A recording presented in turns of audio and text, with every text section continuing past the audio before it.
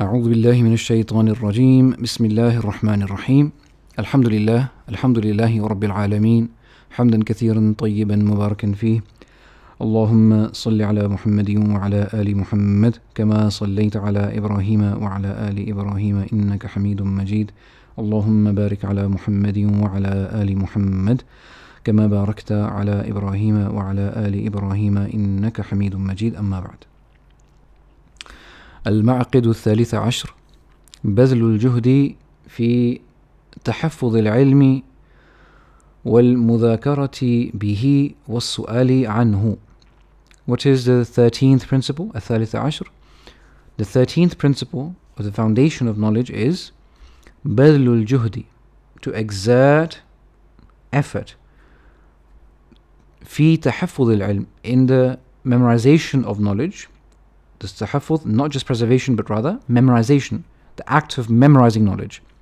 So exerting yourself, working hard towards memorization of knowledge, وَالْمُذَاكَرَةِ بِهِ, and revising it, وَالسُّؤَالِ عَنْهُ, and asking questions about what you've learned to expand the scope of your understanding.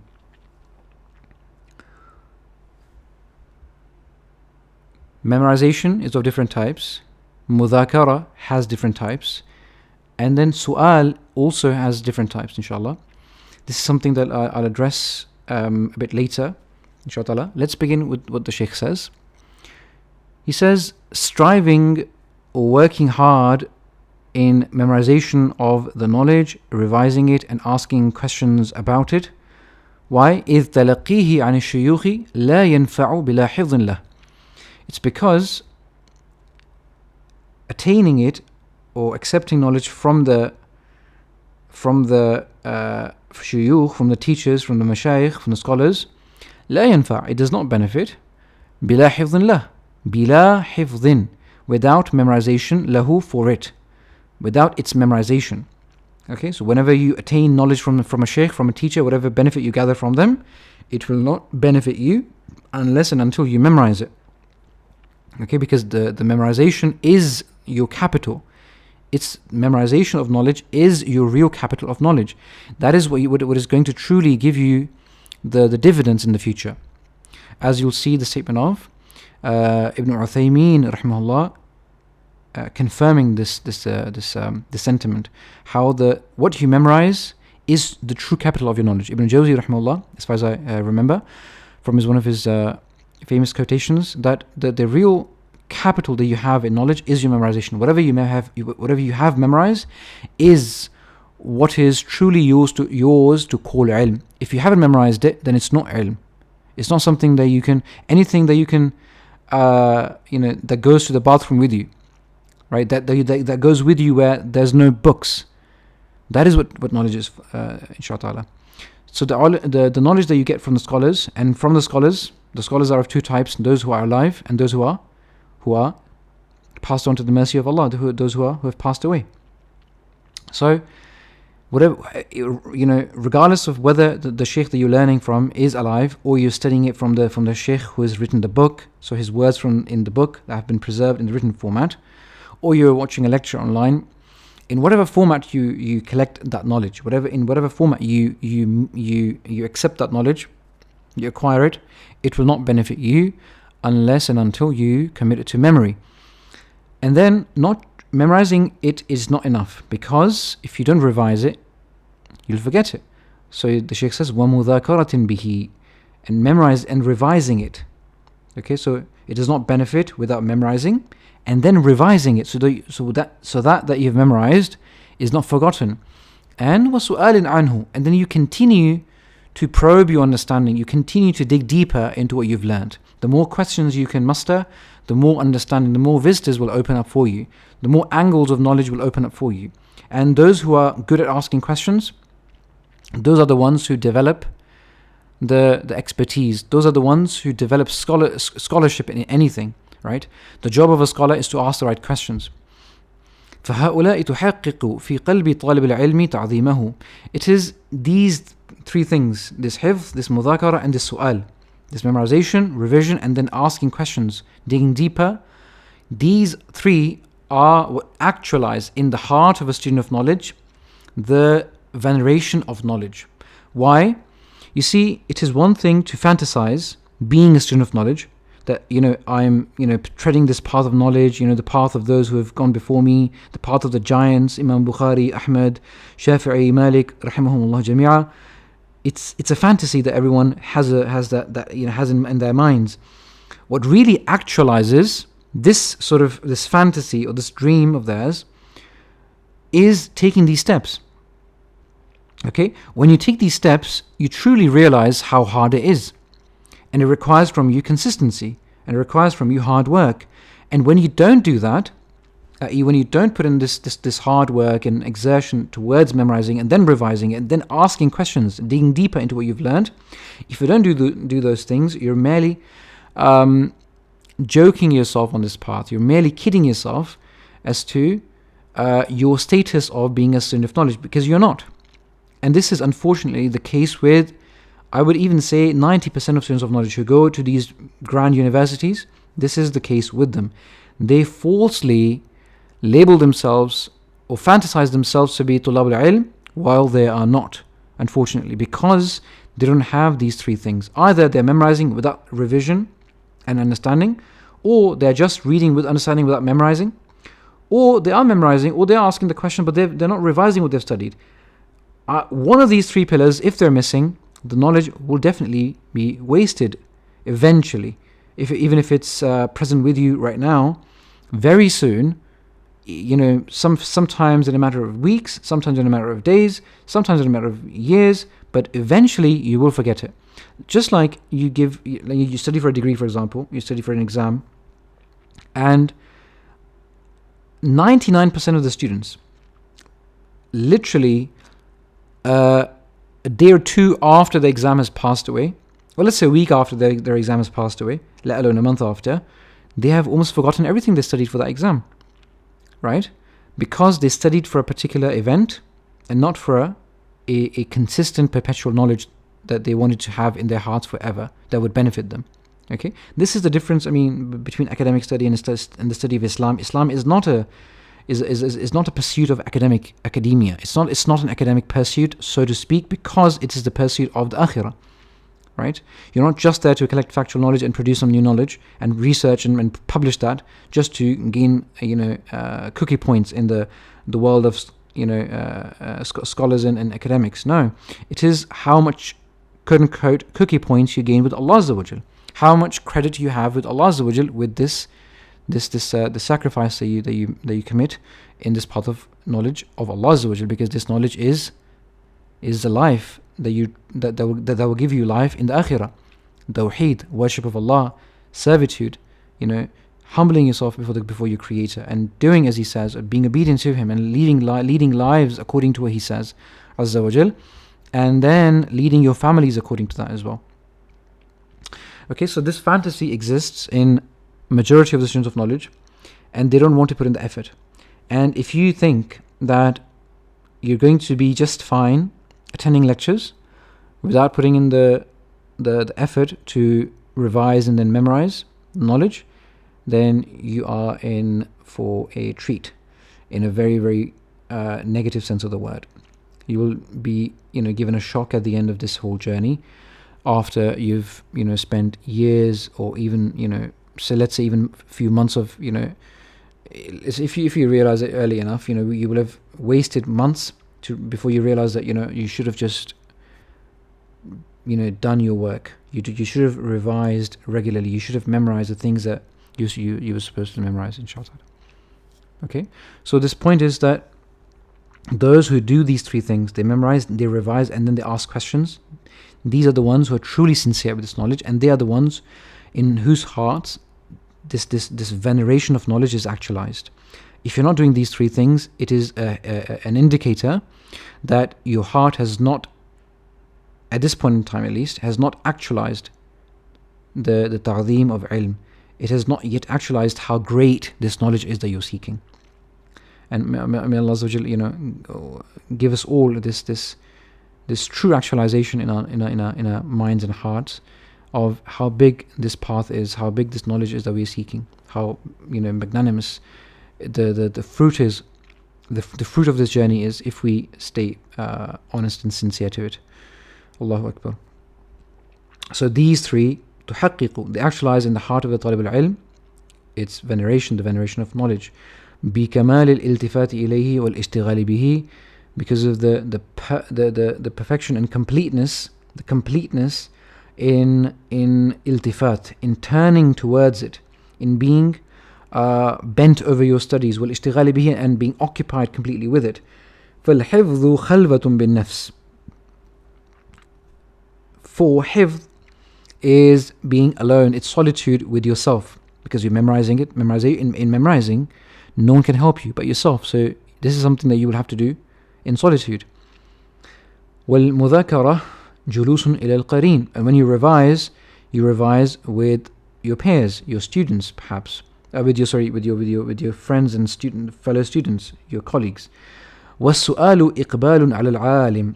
And when you ask questions, so the asking question is إقبال, is to go towards an alim, right? It's to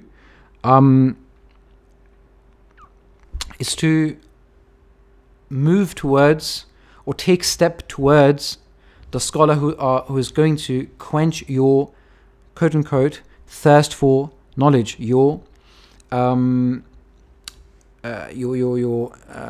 this thirst that you have of wanting to find out more of what you've just studied. The more you ask questions, the deeper you can dig into something that you've studied, right? So Allah says in the Quran, وَاسْأَلُوا أَهْلَ الذِّكْرِ إِن كُنتُمْ لَا تَعْلَمُونَ.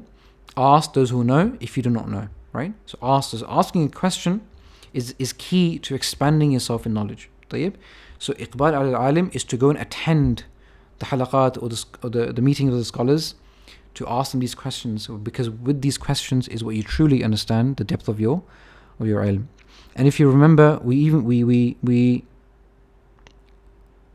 targeted this point, asking the right questions, and asking lots of questions, and asking difficult questions. Asking questions is one of the best way of understanding things deeply. In our Tajdeed Club series, when we were discussing the books, if you remember, we talked about this, right?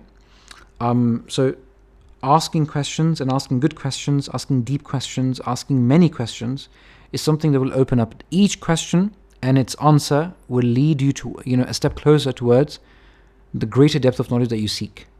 Inshallah, okay? بإذنه تعالى. Right.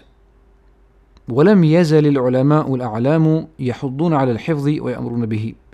The ulama, the giants of ilm, they continuously stress, they always encourage you to memorize, and they command with it as well. يأمرون به. يحضون على الحفظ.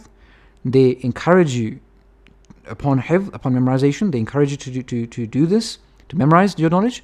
ويأمرون به, and they also command you to memorize. سمعت شيخنا ابن عثيمين رحمه الله. I heard my Shaykh Ibn Uthaymin رحمه الله يقول, saying, حفظنا قليلا وقرأنا كثيرا فانتفعنا بما حفظنا أكثر من انتفاعنا بما قرأنا. We memorized little and we read a lot. فانتفعنا بما حفظنا أكثر من انتفاعنا بما قرأنا. فانتفعنا, so we memorized little and we read a lot, but we benefited with much more from what we memorized than our benefit from that what we read. So subhanallah, even if your memorization is little, in the long run, in an accumulative sense, it will benefit you more than just random reading. Of course, reading is important to open your mind to other angles, to other opinions, and to other ways of thinking about a certain topic, and perhaps a different way of conceptualizing a certain topic that you're learning about, because different people express things differently, right? So reading can definitely give you lots of perspectives, but true benefit comes when you want to address an issue and you need an answer. At that point, the first thing that comes to mind is that what has remained with you from that which you memorized. Okay, so inshallah we'll be addressing these different types of memorization and revision, and asking questions, inshallah. But let's just take these statements from the ulama first. وبالمذاكرة تدوم حياة العلم في النفس ويقوى تعلقه بها والمراد بالمذاكرة مدارسة الأقران. He said, and with the revision, this revision with your of your knowledge, تدوم حياة العلم. This is what elongates the life, or what makes the life of knowledge prolong inside the soul of a person, inside the heart of a person. With revision, the knowledge becomes perpetual. It becomes consistent. It becomes constant. Right? You don't forget it. You don't lose it. وَيَقْوَى تَعَلُّقُهُ بِهَا, and its connection with the ilm, right? Its connection. So the connection of your soul, or the connection of this ilm with your soul, is strengthened with revision. The more you revise your knowledge, of course, this knowledge is about the Book of Allah and Sunnah of His Messenger, sallallahu alaihi wasallam. The more you revise it, its strength, its connection with your soul and your ruh, it is strengthened. And what is intended by mudhakara, wal muradu bil mudhakara, is mudarasatul aqran. It is a peer review amongst your colleagues, amongst your friends. So group review, revision amongst students, right? Sort of a mutual discussion, revision, asking each other questions, discussing a topic, debating each other on certain finer point of knowledge.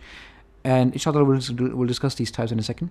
But what the Shaykh means by mudhakara is what is meant by mudhakara by the Mujaddideen, that is to revise the hadith or the knowledge that you've learned amongst peers, amongst each other, amongst your fellow students, amongst your colleagues. وَقَدْ أُمِرْنَا بِتَعَاهُدِ الْقُرْآنِ الَّذِي هُوَ أَيْسَرُ الْعُلُومِ.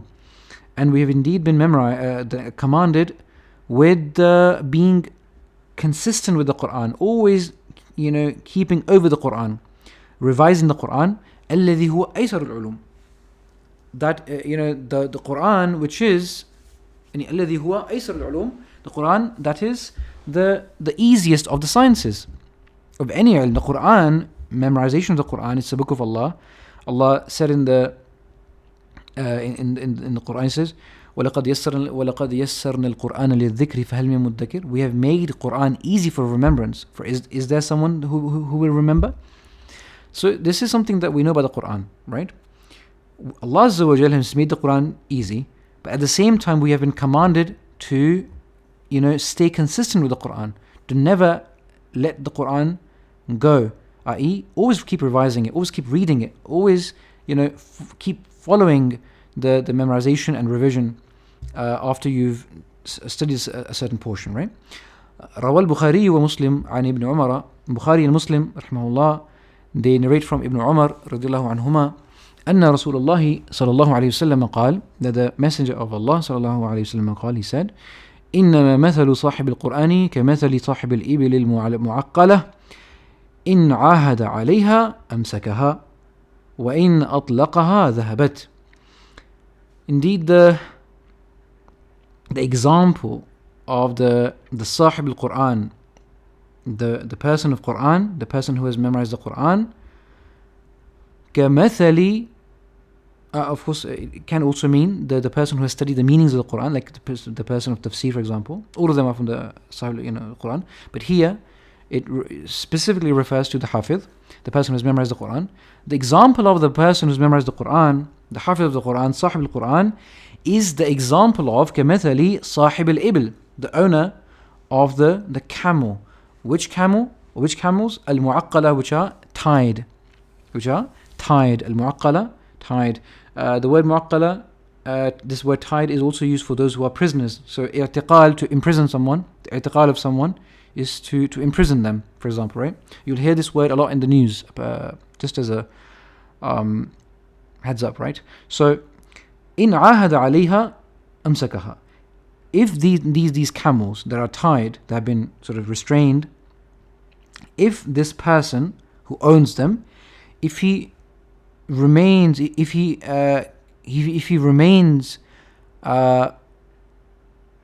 what's the word for this?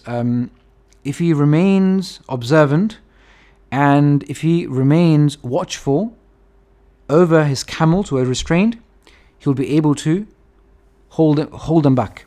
He will be able to hold the camels with himself. He will be able to retain them with him in his company. Otherwise, if he doesn't, well, وَإِنْ أَطْلَقَهَا, and if he lets them loose, if he does not watch over them, if he's careless with them, وَإِنْ أَطْلَقَهَا, and if he lets them loose, ذَهَبَتْ, they run away. And so the Quran is simply like that, right? It's memorization, it's revision. Although Allah has made it easier for you to memorize the Quran, and I can attest to that, with many examples that some of my friends, they memorize the Quran in 40 days, some in 3 months, 2 months, 30 days. One of them memorized the Quran in 23 days. طيب. But where is the problem? The problem is that none of them right now can recite the Quran in Taraweeh without having to go through a strenuous revision period. Unfortunately, why? Because whatever is taken jumlatan, it leaves jumla. Whatever is taken in one go, it leaves in one go as well, right? And especially with the Quran. The Quran is not a joke. The Quran is a heavy word, and Allah Azza wa Jalla revealed it upon His Prophet over a period of 23 years, strengthening his heart with it. طيب. So if you want to strengthen your heart with the Quran, and you want the Quran to change your life, then it has to be taken in slowly. And while you're taking it in, while you're memorizing it and learning it, you have to remain watchful. You have to remain consistent with its revision. طيب. قال ابن عبد البر رحمه الله في كتابه التمهيد. Ibn Abd al-Barr is considered to be one of the greatest ulama of our history. His book called At-Tamheed, that is mentioned over here, At-Tamheed, is one of the masterpieces of our tradition in the Maliki fiqh. So it's an explanation, sharh of the Muwatta Imam Malik, the foremost collection of hadith by Imam Malik. One of the one of the key canonical sources of fiqh in Maliki fiqh and general Islamic fiqh is Imam Malik's Muwatta. And so Ibn Abd al-Barr, he was from Andalusia, and he was known as the Hafiz of the West, right? He was a Spanish scholar, from the earliest scholars at the time of Al-Khatib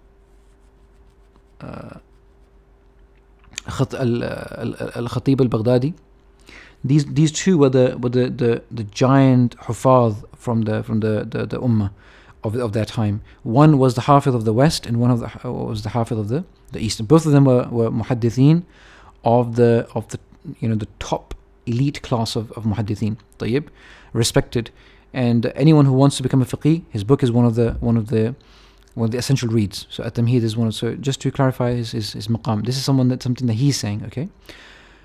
Commenting on this hadith in his book At-Tamheed, he says, وَإِذَا كَانَ الْقُرْآنُ الْمُيَسَّرُ لِلذِّكْرِ, and if the Quran which is easy for remembrance, al-muyassar lidhikr, if the Quran which is muyassar lidhikr, which is easy for remembrance and memorization, if the Quran is kal-ibil al-mu'aqqala, if the Quran is like the tied up restrained camels, man ta'ahadaha amsakaha, whoever remains watchful over them, keeps an eye on over them, amsakaha, he manages to restrain them and hold on to them.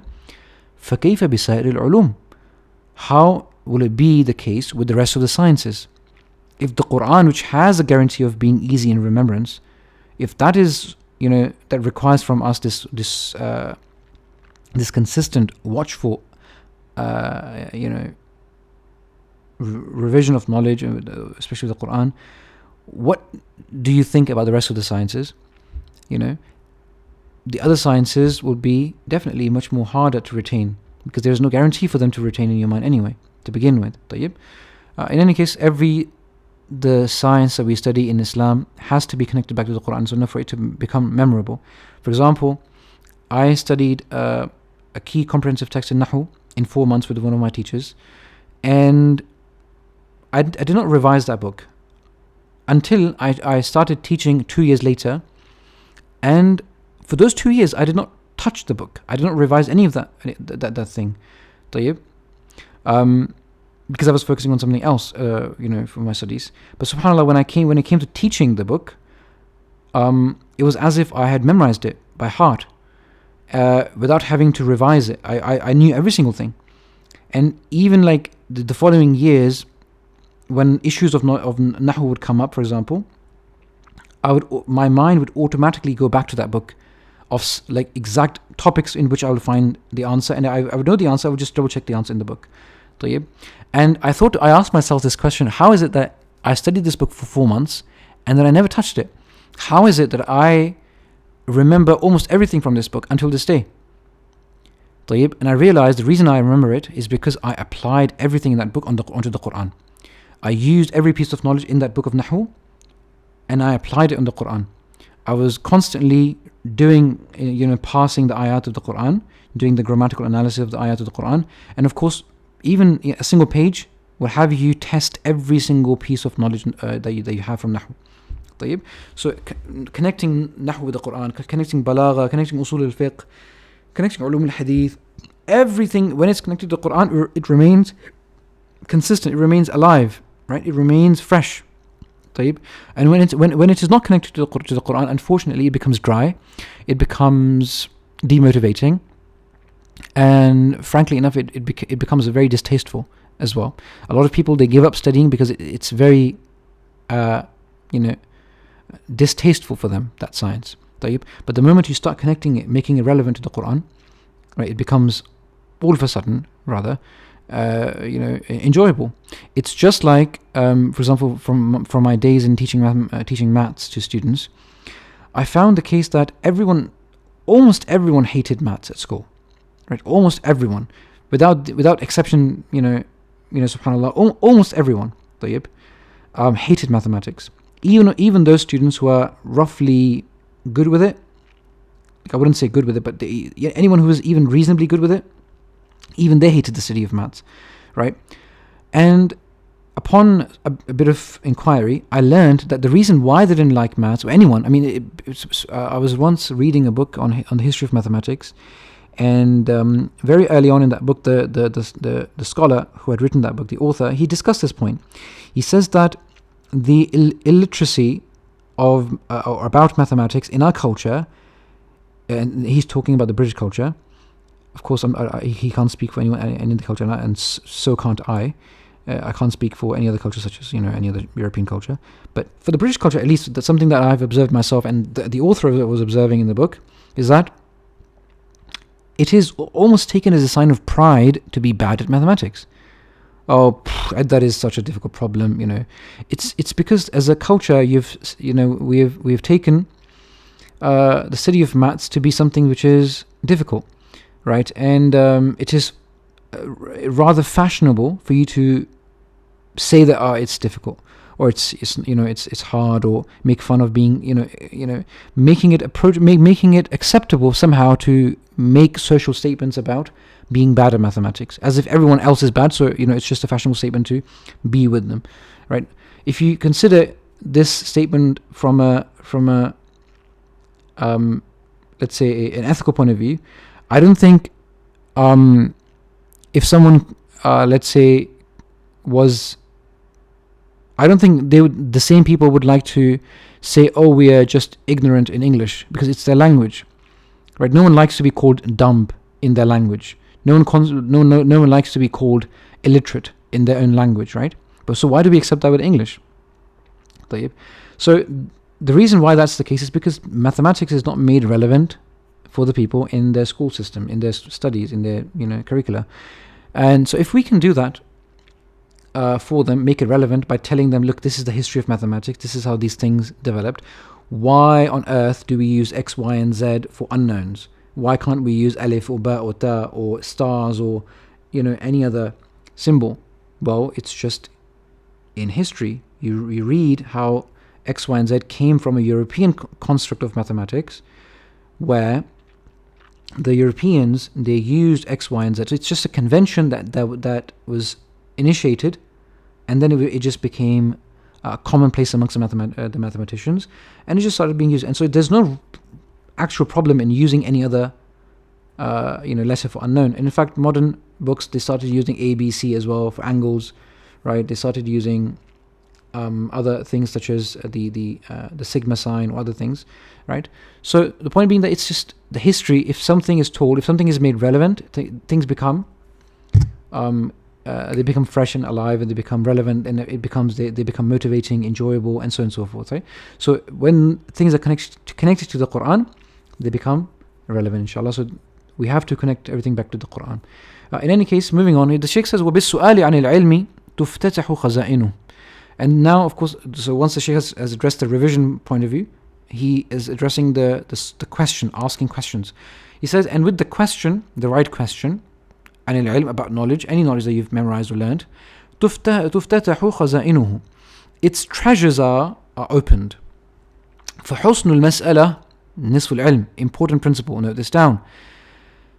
The beauty of asking a question, the perfection in asking question, is half of knowledge. Subhanallah. The beauty or the dexterity with which you ask a question is half of knowledge. The better a question you can ask, the more knowledge you will gain. In fact, in one of my readings into Western philosophy, the history of Western philosophy, one of the remarks I remember I made in the margins on some of the statements that he was making. So the Western philosophy, they pride themselves in asking questions, a lot of questions, right? And so they take this something as positive, as something as something as positive to ask a lot of questions, and ask questions about anything, and any kind of question is good, right? And so I still remember writing in the marginal notes, thinking to myself, surely asking dumb questions cannot be something that you take pride in, right?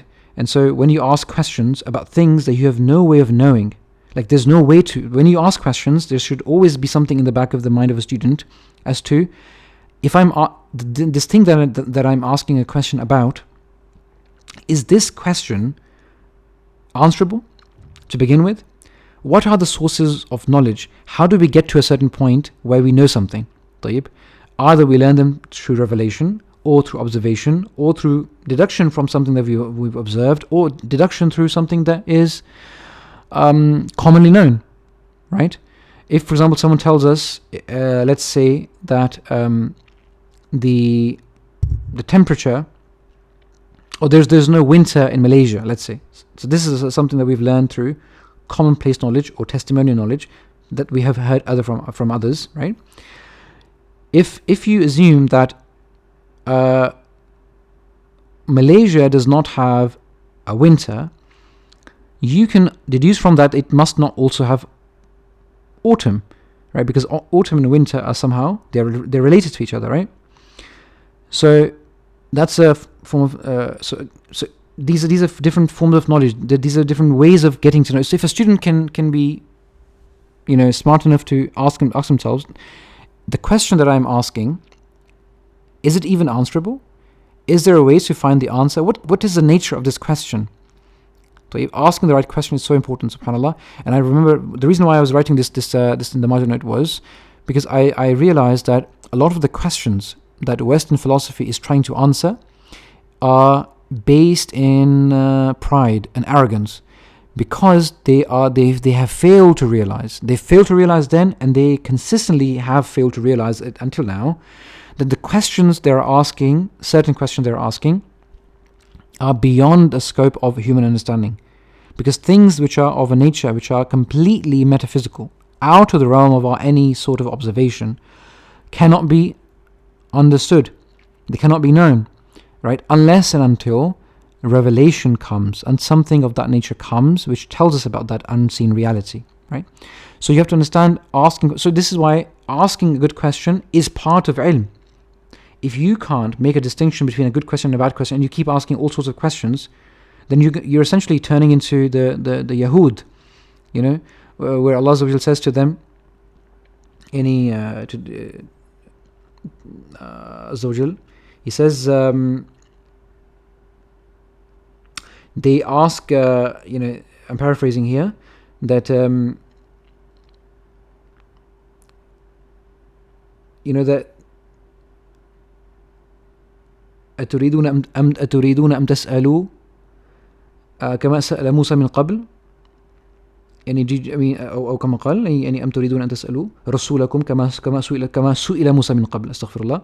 Do you want to question your prophet with all sorts of nonsensical questions as Musa was questioned before you?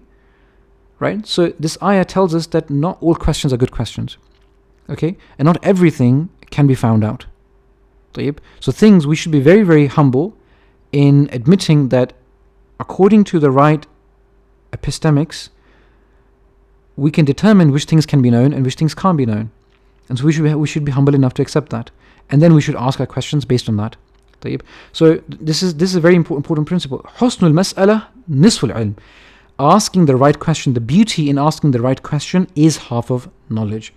والسؤالات المصنفة, the authored questions in the form of the question and answers of the mashayikh, like the fatawa, like he says كمسائل أحمد المروية عنه, like the questions of Imam Ahmad which are narrated from him, برهان جلي, there are an evident proof على عظيم منفعة السؤال, upon the greatness of the benefit of a good question, right? A question. Tamam? So asking the right question, or the right question, a beautiful, asking the right appropriate question is half of knowledge, inshallah. And the more you can work on crafting the right problem, the right question, the more you can dig deeper. And this is something that is very, very commonly known, and not just known, but rather commonly practiced by the mathematicians, right? From my days in my degree, I remember that a lot of the times that we were to solve problems in the pure mathematics, which is very theoretical, I remember a lot of the times, if we could formulate the problem in a way which was more conducive, just reformulation of the question into a form which was more conducive would lead us to the answer. So instead of just hard sort of breaking or bashing through the brick wall, right, rather than doing that, it was much more easier to reformulate the question into another form which could then be answered, right? So the question can be asked, a question needs to be determined if it's a good question to begin with, and then you need to formulate that question in a way which the scholar, which will gain you the most benefit out of a scholar. طيب, an example of this would be if you want to ask someone, let's say, what are the criterias, or what are the criteria of a good wife, let's say. طيب, what is the criteria of a good wife?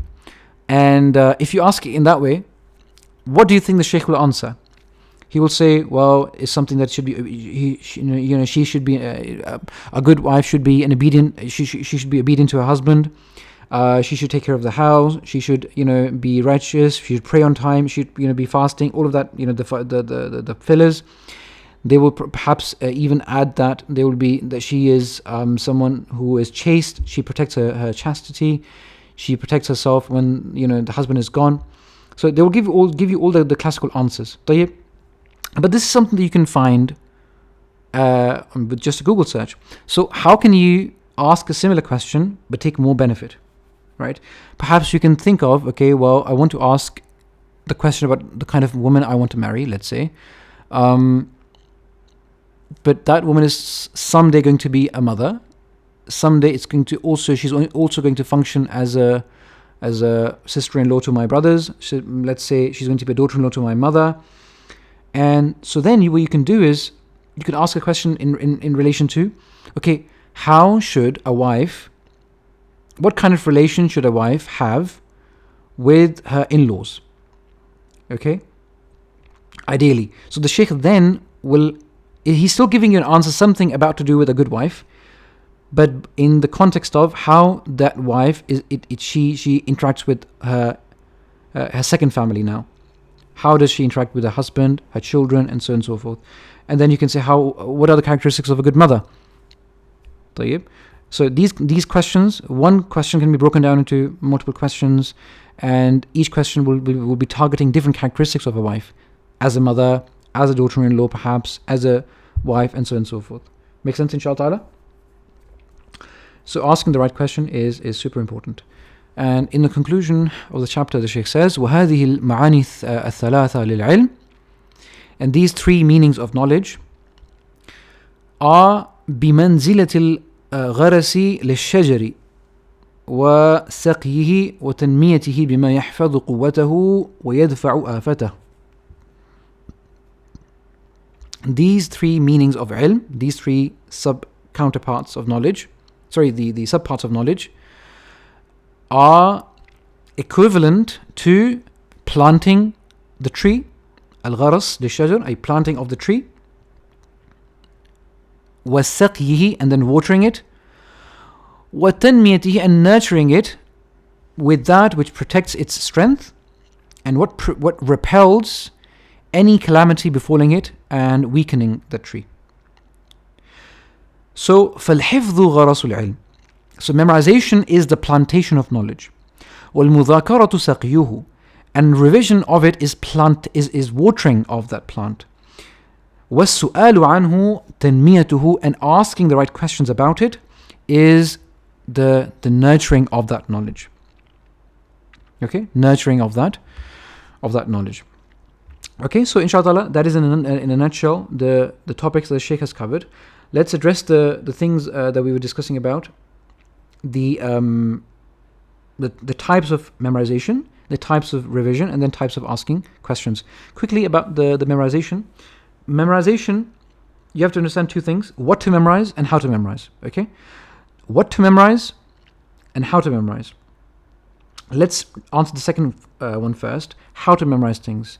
Certain things will be memorized word for word, so verbatim memorization, and certain things will be memorized in meaning.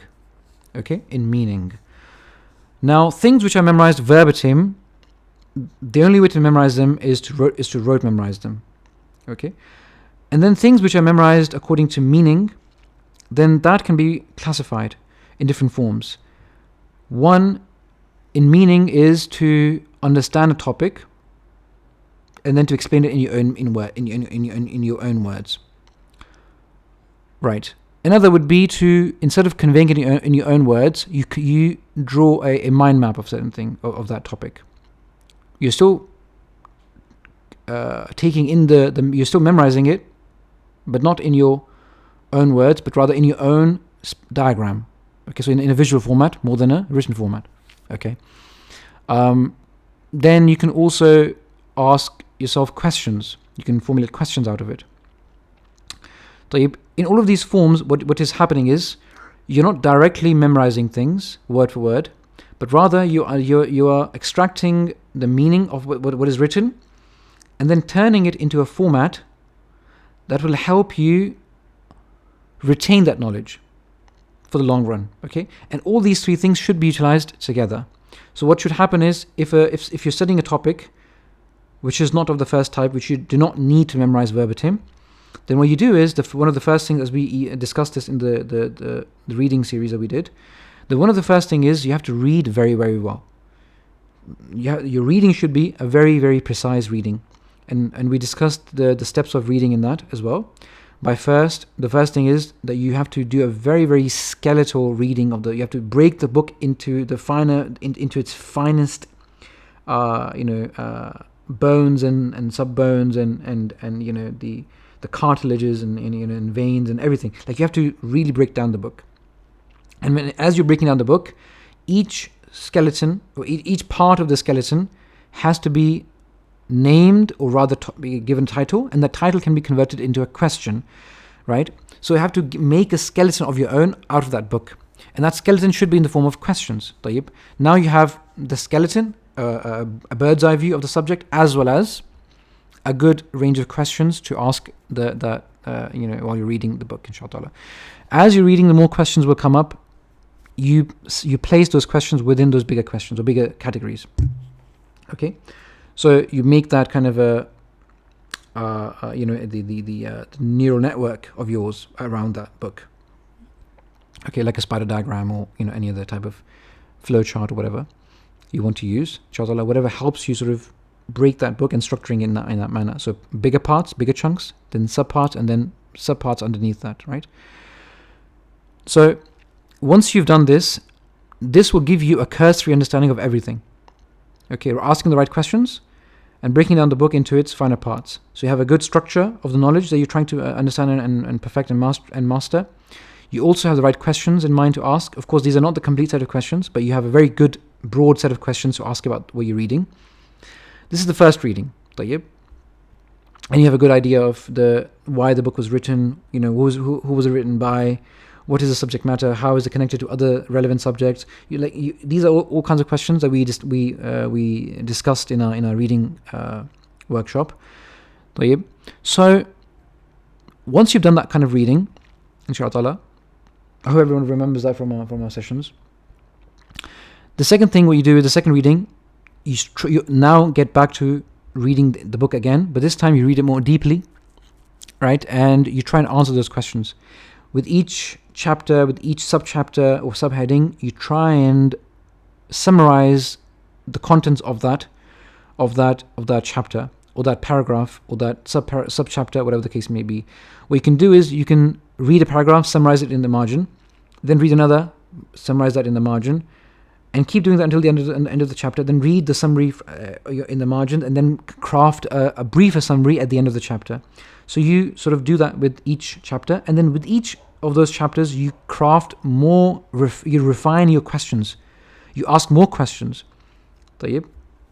This is a very, very arduous and very intensive task of learning. No one, you can imagine, anyone hardly does this kind of detailed study. But those subjects which are worth your time, they're at least worth studying, being studied in this way. Okay, so you see, this is your second reading. Now you're really trying to understand and explain in your own words, as if, and you're explaining it in the most simplest of language to really fine tune your understanding. Okay, now this is your second reading, and now the third reading would be just to bring things together and to connect it with other pieces of knowledge. Right? And then you go deeper into criticizing now. The first two stages were just to understand, right? Just to understand. The first reading was just to get a glimpse of, or get a gist of what was said. The second reading was a deeper understanding of what the arguments were, the main arguments, the main evidences, the main case, the main assumptions being put forth. Now the third reading would be to evaluate. You have to then decide how accurate is the author, how misinformed is the author, how wrong is the author, or how correct is he, how much do you agree with them. طيب. So in this phase you evaluate and then you express your opinion, and you can even spread this reading into a fourth reading, but this is essentially the three types of reading that you do. Okay, inshallah. At the end of this kind of reading, you have a very good set of questions, and these set of questions can be easily used to revise. Okay, so the whole point of doing this is to have a set of recall questions that you can use to revise your knowledge. This is one of the best ways to revise your knowledge in terms of its meaning. And what should also be combined with this is the teaching of this knowledge. Whatever you teach remains consistent, and even more things come up, because you can't, as a person, you can't ask all the questions, and you can't possibly ask all the right questions either. You might ask good questions, but you might ask some dumb questions as well, and that's fine, right? But when you start teaching, you definitely have questions coming up from students. One of our teachers used to say that a good, fortunate teacher is the one who gets very, very, very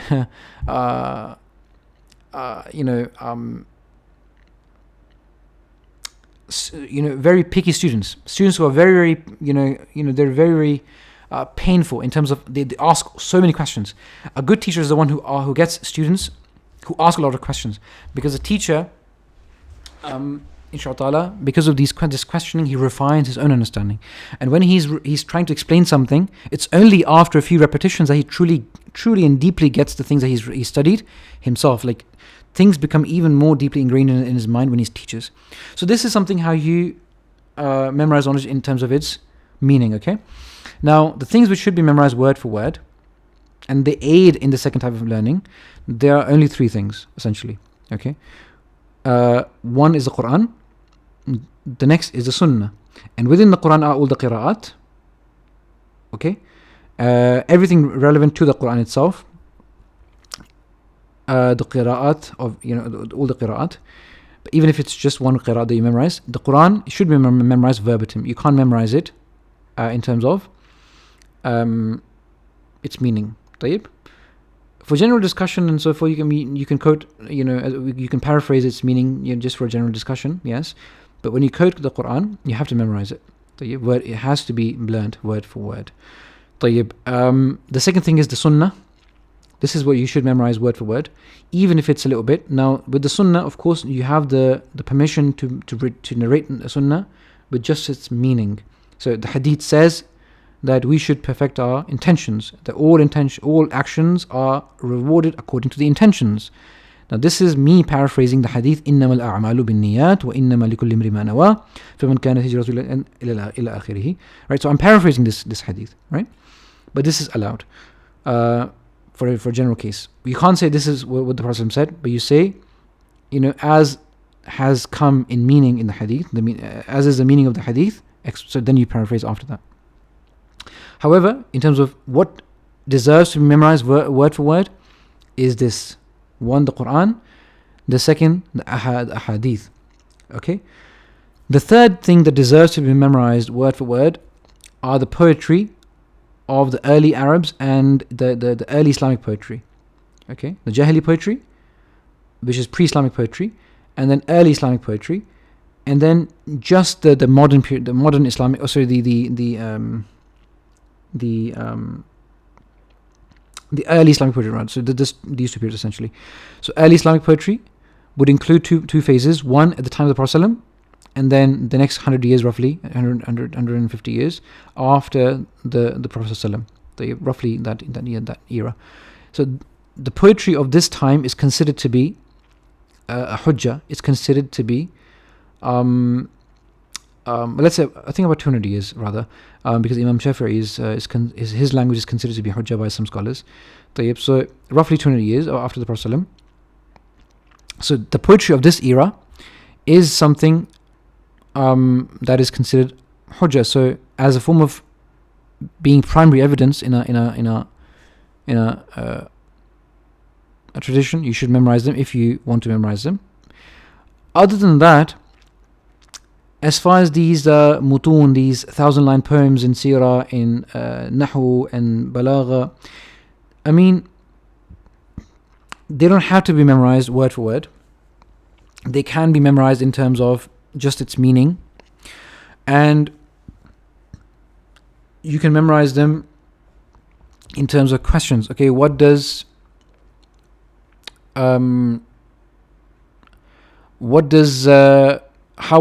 the signs of identifying a noun in the Arabic language? طيب, this is a question you formulated. طيب, ما هي العلامات لتمييز الاسم في نحو العربي? What are the signs of identifying a noun in the Arabic language, right, or the Arabic grammar? And the answer to that question can be just in the form of a line that you've extracted from the 1,000-line poem. بالجر والتنوين والنداء وال ومسند للاسم تمييز عسل. Right. So this kind of way of extracting portions of the poem is as opposed to memorizing the entire 1,000-line poem can also be used. طيب. So however, the ulama have encouraged people to memorize these 1,000-line poems. And so this would be the fourth category that I would possibly or potentially recommend that you could spend time on memorizing if you're young. If you're not too young, then focus your time on memorizing the Quran. By young, I mean you're still in your 12 years or 13 years of age or 14 years of age. Like if you're really, really young, 15 years. If you're beyond 25 or 29, let's say, you shouldn't spend too much time memorizing these alfiyat. Only memorize that which is important for you. Just memorize things in meaning and extract some of those statements from these poems as evidence, in verbatim evidence. Okay. So this is the fourth type of things that I would potentially suggest that students memorize, but I don't recommend everyone memorizes this, because these things can be perfected and mastered without memorizing these poems, by simply applying the knowledge, applying what is inside them, the principles, and only memorizing some portions of the important usul, and just spending a lot of time applying what is inside them. A lot of students, unfortunately, they spend so much time in memorizing rote memorizing these poems of different sciences, but they have very little understanding in how these things are applied.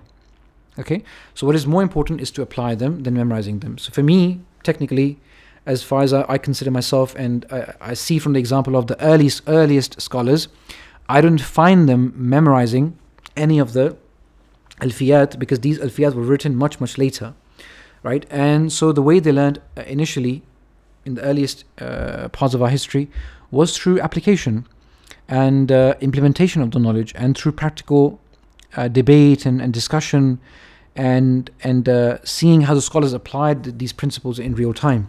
And this can be done even today. And as I said with my thing, that I had never memorized a book, the Nahu book. I studied it for 4 months, left it, and subhanAllah, after many years, I still remember it. So I can teach, for example, those who studied the Ajami Way course with me. I taught the entire course from memory. I did not consult a book. How do I memorize all of that? How do I remember all of those things? It's because I have contextualized. I've pretty much contextualized everything. I have sort of practiced it and implemented it onto the Quran. So if you keep connecting the knowledge, it's just like how you study maths nowadays, for example, in schools. You don't sit down to rote memorize the formulas, right? Most of the mathematics books that you study in the schools, they teach you these things by lots and lots of practice, and this can be done in our sciences as well. Okay, inshallah. So this is the different types of memorization. Memorization of that which should be memorized word for word, verbatim, and memorization of that which is done in meaning. Okay, inshallah. Mudhakara, revision, is of 2 types again. Revision is done either you do this revision alone, or you do this in a way which you sort of do it with your friends. Now, this revision that you do on your own is essentially of 2 types as well. I mean, you can think of it in different ways, but either you just reread what you've studied, you keep rereading and revisiting what you've studied, but that is a bit less effective. That is less effective at let's say the utility of revision. A lot of time is wasted in that rereading. What is more beneficial is to ask yourself questions. So you remember that all those questions we made in our reading phase, those questions are what are going to save you so much time. For example, you'll take a few hours to test yourself on the entire book, but you may take a few days to reread the whole book again, right? So it's much more quicker in your revision as well if you test yourself through the questions. Okay. So revision, as far as revising alone is concerned, for those things which are memorized verbatim, you have to memorize them. You have to revise them verbatim. Of course, the Quran will be revised, if you're doing it on your own, either in the salah, in your tahajjud, whatever, or just on your own. You have to revise it verbatim. You have to read the whole thing, inshallah. Now, when it comes to revision, so mudhakara is normally referred to when you do it in pairs, when you do it in amongst your fellows, right? So when you do this form of group revision or pair revision, there's different ways of doing it. Either you ask each other the question, so you test each other, or you choose a topic and then you debate that question, that topic, or you teach it. Like one of the friends, or they force you to explain it to them in the simplest of manners, or your peers could just be your students, for example, right? And you're just teaching them. So all of these are different forms of mudhakara, either teaching them, or questioning each other, or debating them on a certain point, or or discussing, for example, a detail in a way which tests your recall of the knowledge. All of these are ways of group revision, inshallah. Okay, but the way it's normally done is one of the students becomes a teacher again, and he just teaches everyone, and everyone thinks, oh yes, we've just revised as a group. No, this is a waste of time, right? This is a waste of time. Why? Because you studied this thing with the teacher, and now you've just restudied it as a lecture. You haven't practiced recall of this information, right? So it shouldn't be the case that when you revise as a group, that one student becomes a teacher and they just explain everything to the students again. So you've just attended a lecture on something twice. Revision should be about discussion, debate, asking questions. Okay, so this is what mudhakara should be. You should really test each other. You should really force each other to extract information out of their minds. That is what mudhakara is. طيب. Okay, lastly, with the question, different types of question. I think we've addressed this in some detail already, but questions are again those questions which are good, or some questions which are bad. طيب. Now, when you ask a question, before you ask a question, ask yourself, always ask yourself, is this question that I'm asking, is it even answerable? Right? Is this question can this question be answered? We can only know things, we can only answer questions, we can only answer things either through observation or deducing something from a known fact, or from something something knowledge, some knowledge that comes to us by someone else via testimony, and fourthly through revelation. If a question is of a nature which is from the unseen, and you don't know if it's been mentioned in the Quran, you can ask, Shaykh, what does Allah Azza wa Jal in the Quran and Sunnah say about this particular topic? And if the Shaykh says this has not been answered, or Allah Azza wa Jal has been silent on this issue, then you remain silent, because you trying to sort of penetrate into that question and trying to dig into it's from the mushtabihat, right? It's from those things which can't be answered because they're from the realm of the unseen. Only Allah could have told you, and He hasn't. So there's no way for you to know it, even if you exerted all your mental capacity to find the answer to that question. You can't. This is where the philosophers they fall into error. They think they can answer questions of metaphysics because they're arrogant enough to think that they can find the answers to things which are unseen. طيب. But things of such nature can't really be known with certainty unless Allah Azza wa Jal tells you about those things. Okay. However, if a question that is in your mind is of a nature which is to do with something which is of a practical reality, something which is observable, something which is known, something which you have heard from someone else, right? You want to verify if it's correct. You want to understand it a bit better, right? Or you want to let's say ask a follow-up question on that thing that has reached you. These kind of things can be asked. Okay, so what you have to the first step of asking a question is to ask yourself rather, can my question be answered? Is it an answerable question? If it is answerable, then ask yourself, will this question benefit me in my ilm, in my iman, in my akhirah, or not? Is this question that I am asking, is it out of curiosity? Is it out of true urgency of something that I need in my life? If it's for an emergency or a real issue that has come up and you want answers to that, or is it to do with something that you've studied with a teacher and you want to clarify? Any of this, so ask yourself the reason for that question. Very important. I mean, I'm sure most people, and I'm sure even you, have not thought about asking these questions to yourself before asking a question, right? So ask yourself the intention, right? Check your intentions behind your questions. Check your intention as to why are you asking this question. If the question is of a genuine nature, to do with the ilm, or to your relevant to your real life, then ask that question, inshallah, because this is something Allah says, وَاسْأَلُوا أَهْلَ الذِّكْرِ إِن كُنْتُمْ لَا تَعْلَمُونَ. Ask those who know if you do not know. But if it's a question which is out of curiosity, which does not have a direct bearing on your religion, does not have any influence or immediate effect on your deen, on your iman, on your akhirah, then this is a question which ideally you should avoid. Okay? But if this is something that is to do with your religion, then definitely ask. Just clarify that. There's no harm in asking a question which is to clarify your religion. But if it's something that is just, for example, a question was asked in one of the gatherings in Saudiya to the Shaykh Ibn Uthaymeen rahimahullah. One of the students, he asked the Shaykh. He said, Shaykh, is shaitan married? Is shaitan married? Now you can understand this question is so silly. How do you think the Shaykh would have answered? The Shaykh replied in an equally funny way. He said, well, that is one wedding I was not invited to. So, subhanallah, a silly question deserves a silly answer, right? Inshallah, I hope this clarifies the fact that you have to be intelligent enough to ask questions, because this is half of your ilm. The right question will lead you towards the right knowledge.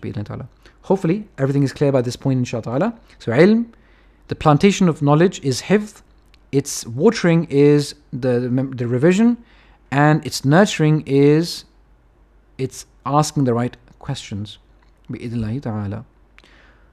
Are there any questions before we end the session, inshallah?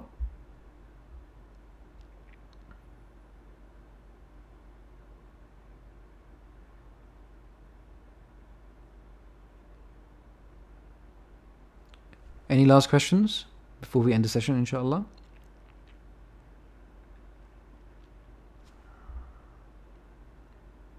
طيب inshallah, everything clear? All واضح?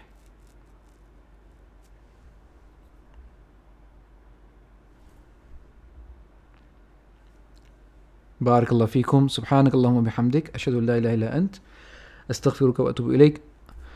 السلام عليكم ورحمة الله وبركاته.